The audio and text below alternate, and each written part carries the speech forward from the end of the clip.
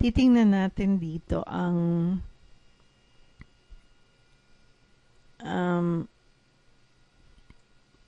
charity work nila Bono at Geldof, mga rock stars na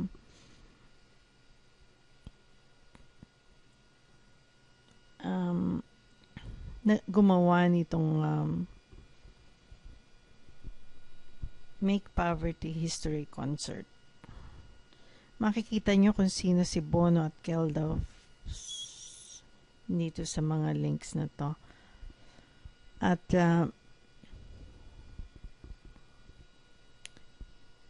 tingnan nyo din ang mga links na to dito sa June Journey to Life blogspot.com para maintindihan nyo kung bakit ko sinasabi ang mga sinasabi ko. At makikita nyo dito na si Bono nagkaroon siya ng panayam kay George Bush at kay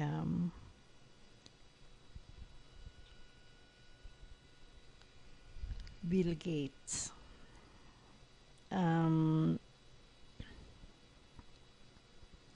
Dito sa talk ni Bono sa TED Talks, sa TED, sinasabi niya dito na extreme poverty declined from 43% in 1990 to 33% in 2000 to 22% by 2010.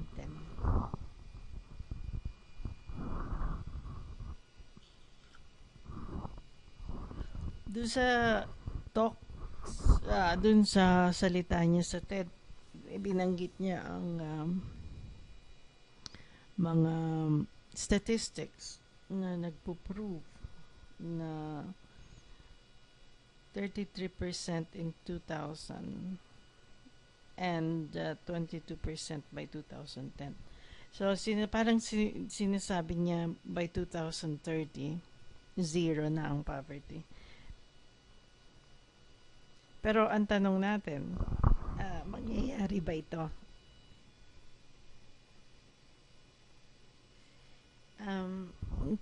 Kung ang panimulang punto natin ay para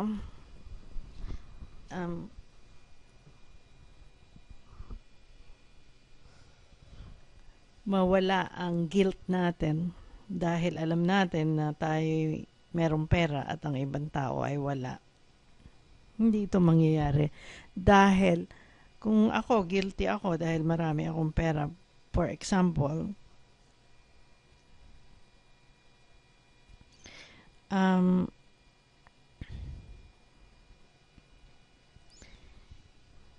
ang panimulang punto ko kung bakit ako magkakaroon ng charity concert, sabihin natin na kunyari ako'y sabihin natin na ako'y sikat na rockstar na marami akong pera. So,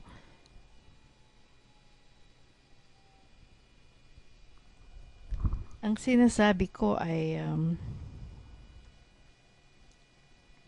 ang magiging panimulang punto ko kung bakit ko gagawin ang charity work nito is guilt.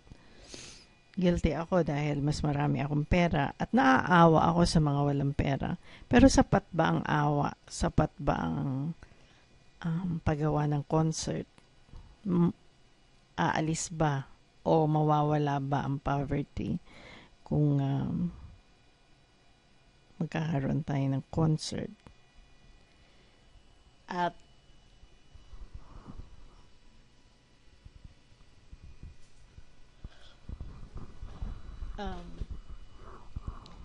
gagawin natin o gagamitin natin ang pagkasikat natin para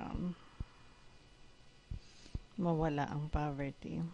Marami rin sa Pilipinas ang nagko-concert para sa charity, mga artista usually. Pero ang tanong natin, saan ba galing ito? Bakit natin hindi tanongin ang ating mga sarili? Bakit andito pa to? Itong poverty. bakit ang dami pang mahihirap? Ang tagal ng mga nagko-concert at maraming charity na ang ginawa para sa mahihirap. Ah, hindi natin nakita yung starting point natin. Kung ako mayaman, guilty ako at bibigyan ko lang ng konti, masobra, mga muyang, mga mahihirap. Ang panimulang punto ko pa rin is um, um, desire to help, which is fear, takot na kung hindi ako tutulong, baka na ang kaluluwa ko mababurn sa impyerno. Pero takot pa rin yun, ang starting point natin. So, ang takot, fear of survival, takot na mamatay tayo dahil kung wala na tayong pagkain, andyan pa rin dahil ang takot, negative polarity ng pagnanasa na mawala ang poverty. At makikita natin dito kung ang itatrust natin ang statistics, kailangan tingnan natin kung bakit natin tinitrust ang statistics samantala ang kapitbahay natin o pumunta tayo sa Smoky Mountain, sa mga squatter areas, ang daming mahihirap. Imbis na i-trust natin o tingnan natin ang mga statistics at maniwala tayo na sa mga prediction na totoo nga na mawawala ito. Hindi natin isinasalang-alang ang mga bagay-bagay na dapat nating gawin para talaga ito ma-eliminate o mawala dito sa mundo. Unang-una ay kung bakit ito andito. At pangalawa, o pinakamahalagang bagay is baguhin natin yung panimulang punto natin. Kung ano man ang gagawin natin para mawala ang paghihirap dito sa mundo. Unang-una, tingnan natin kung ano yung mga ginawa natin na sumusuporta sa pagkakaroon ng mahihirap dito sa mundo. Katulad ng pagwawalang bahala natin sa ibang tao na katulad nila at ang mahalaga sa atin ay nagpa-party tayo, marami tayong handa pag may mga events katulad ng birthday, anniversary, maraming tayong handa. At ginagamit din natin ang pagkain galing sa lupa. Hindi para lang mabuhay, kundi para maging sikat tayo o magustuhan tayo ng ating mga kaibigan, kapamilya. So, ang starting point natin, ang panimulang punto pa rin natin is ang pagnanasa na magustuhan ng iba. Hindi ba? At saan galing ang pagnanasa na yan na magustuhan ng iba? Kundi sa takot na hindi tayo magustuhan. So, ginagawa natin ang mga bagay-bagay na ito sa pangalan ng pagmamahal. Pero, hindi natin nakikita ang nakatago dahil tinago natin at tinabunan natin ng pagkadami-daming mga Kumbaga, dami-daming mga papel o blanket para hindi natin makita ang totoo, ang katotohanan na sa loob ng ating isip, meron tayong hangad para magustuhan ng iba. At dahil sa hangad na yan, gagawin natin ang lahat o para mawala ang ating guilt. Imbis na tingnan natin kung ano ang guilt at i-forgive natin, patawarin natin ang ating sarili sa pagkakaroon ng guilt muna. Para nang ganon, ang takot natin na mapunta sa nag-aapoy na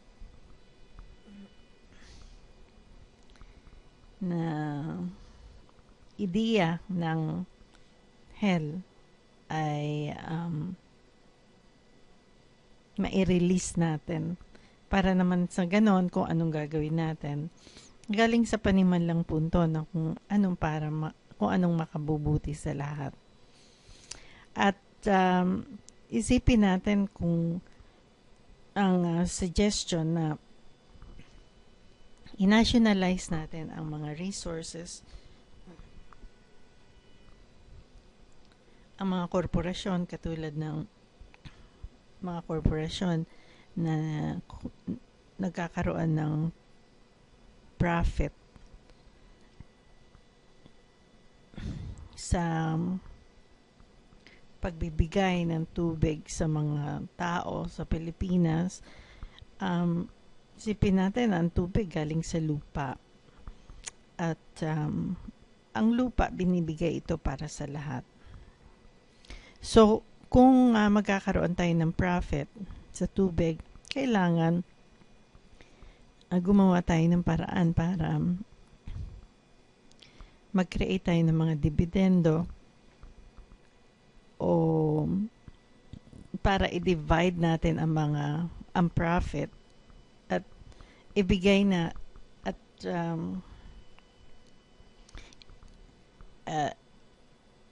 ibigay natin ang parte nito para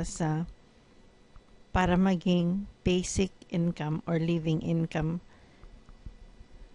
na garantisado magmula pagkaanak hanggang kamatayan. So, at ito ay hindi mangyayari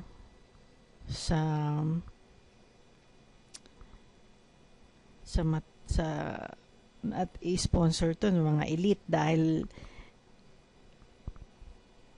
sila ang kumukuha ng share ng mahihirap. So, ang mga taong katulad natin na nakakakita sa kung ano talagang nangyayari at kumbaga sabihin natin, tama na to.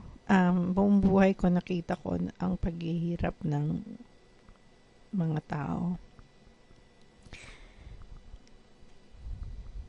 Tama na bigyan natin ito ng katapusan.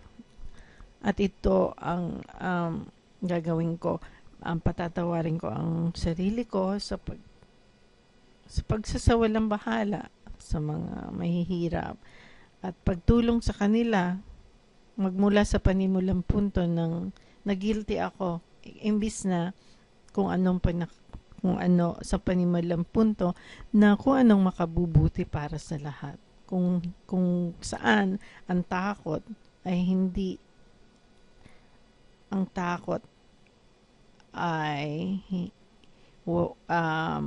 mawawala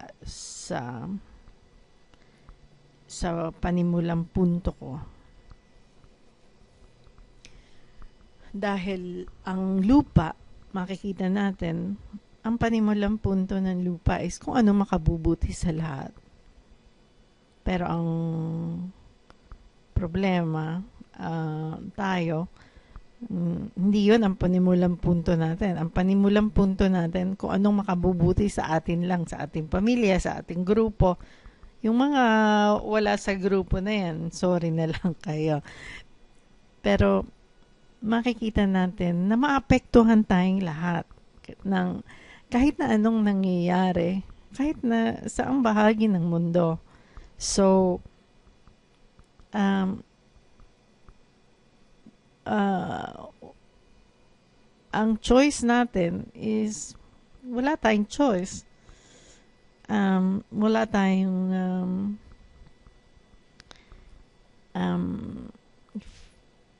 kalayaan na mag-choose, dahil iisa lang ang choice kung anong makabubuti para sa lahat. Dahil yan lang ang tunay na panimulang punto ng buhay. So, makikita natin na hindi tayo mag-iintay na bumaba itong statistics ng gaano karami ang naghihirap sa mundo, kundi i-correct natin ang ating sarili muna sa ating mga ginagawa, sa ating mga guilt,